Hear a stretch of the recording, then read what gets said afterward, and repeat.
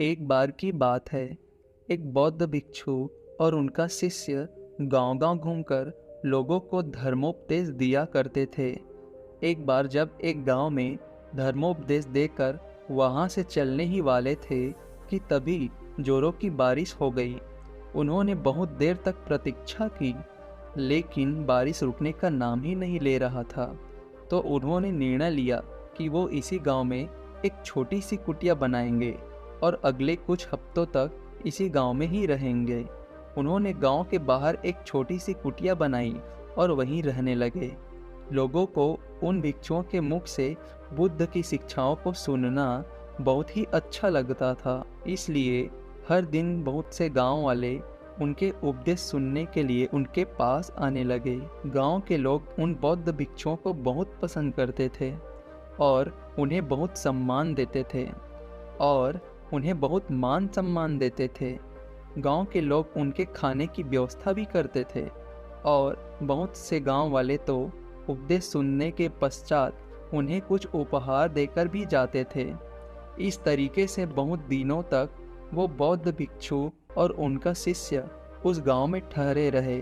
फिर एक दिन अचानक बौद्ध भिक्षु अपने शिष्य से कहते हैं कि हम बहुत दिनों से इस गांव में रुके हुए हैं, अब हमें यहाँ से चलना चाहिए। यह सुन शिष्य कहता है, लेकिन क्यों गुरुजी, हम यहाँ कितने अच्छे से तो रह रहे हैं, यहाँ के लोग कितने अच्छे हैं, ये हमें कितना मान सम्मान और उपहार देते हैं, क्यों न हम यहाँ कुछ दिन और रुक लें और उसके बाद हम यहाँ से चले जाएंगे और तब तक हमारे पास बहुत सी दान दक्षिणा और उपहार भी इकट्ठे हो जाएंगे।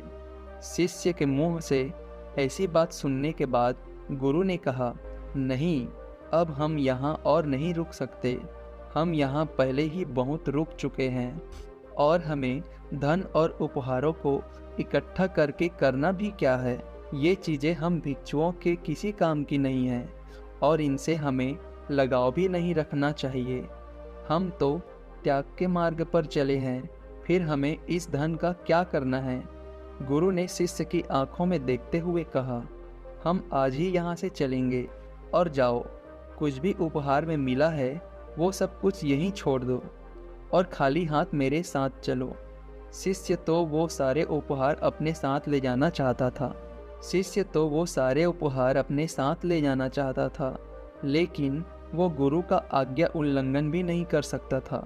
इसीलिए वो जाते जाते कुछ चांदी के सिक्के बिना गुरु को बताए अपने कपड़ों की पोटली में छिपा लेता है। जैसे ही वो कुछ दूर चले, उन्हें रास्ते में एक बहुत बड़ी नदी मिली।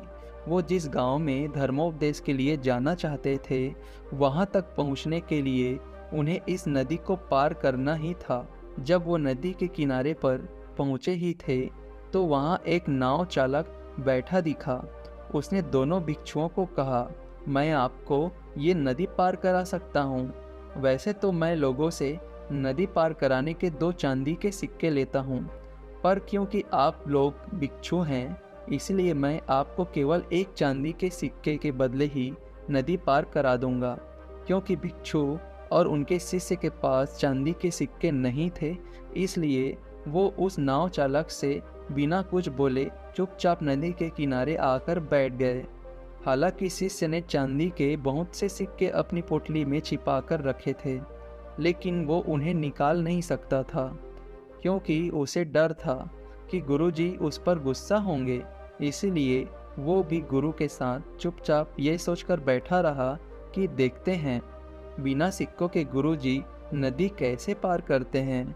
लेकिन गुरुजी ये सोचकर किनारे बैठे रहे कि हो सकता है, लेकिन गुरुजी ये सोचकर किनारे बैठे रहे कि कुछ देर बाद ये नाव चालक खुद ही बिना सिक्कों के उन्हें नदी पार करा दे, या फिर जिस गांव से वो अभी आए हैं वहां का कोई इंसान यहाँ से गुजरे और उनके हिस्से का किराया भी नाव चालक को दे दे। लेकिन न तो नाव चालक ने कुछ कहा और न ही गांव का कोई शिष्य वहां से गुजरा।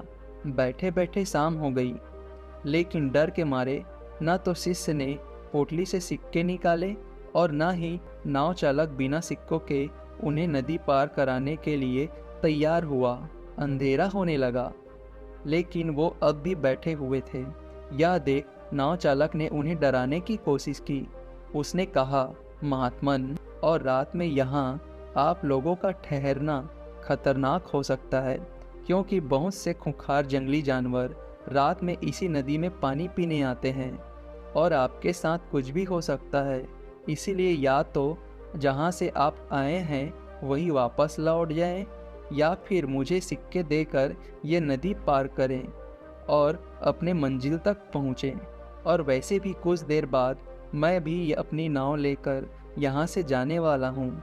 जैसे ही शिष्य ने उस नाव चालक के मुंह से खतरे की बात सुनी, वह बहुत डर गया। उसने तुरंत ही अपनी पोटली में से 2 चांदी के सिक्के निकाले और नाव चालक को देते हुए कहा, कृपया हमें जल्दी से नदी पार करा दें। नाव चालक ने सिक्के लेकर उन्हें नदी पार करा दी। नदी पार करने के बाद गुरुजी ने कहा, जब मैंने तुमसे कुछ भी लेने के लिए मना किया था तो फिर तुमने ये चांदी के सिक्के क्यों रख लिए थे? तुमने मेरी बात नहीं मानी। शिष्य ने कहा, गुरुजी, अगर ये चांदी के सिक्के मेरी पोटली में नहीं होते तो हम बहुत बड़ी मुसीबत में पड़ सकते थे। रात का समय था और कुछ भी हो सकता था। इन सिक्कों ने ही हमें सुरक्षा दी है और आप धन्यवाद करने के बजाय मुझे डांट रहे हैं। यह सुन गुरु ने मुस्कुराते हुए कहा, जब तक ये सिक्के तुम्हारी पोटली में बंद थे तब तक हम मुसीबत में थे, लेकिन जैसे ही तुमने इन्हें बाहर निकाला मुसीबत खत्म हो गई। और मैं तुम्हें यही समझाने का प्रयास कर रहा था कि असली खुशी देने में है, त्याग में है। तुमने 2 सिक्कों का त्याग किया और परिणाम तुम्हारे सामने है। यह सुनते ही शिष्य को आभास हुआ। उसने बचे हुए चांदी के सिक्के गरीबों में बांट दिए और वो दोनों आगे बढ़ गए। दोस्तों, इस कहानी की सीख यही है कि हमें अपने जीवन में सांसारिक वस्तुओं से अधिक लगाव नहीं रखना चाहिए और अपनी आंतरिक खुशी पर ध्यान देना चाहिए और केवल उतना ही इकट्ठा करना चाहिए जितना एक सुखी जीवन जीने के लिए जरूरी है, न कि दिखावा करने के लिए और लोगों की नज़रों में अमीर दिखने के लिए।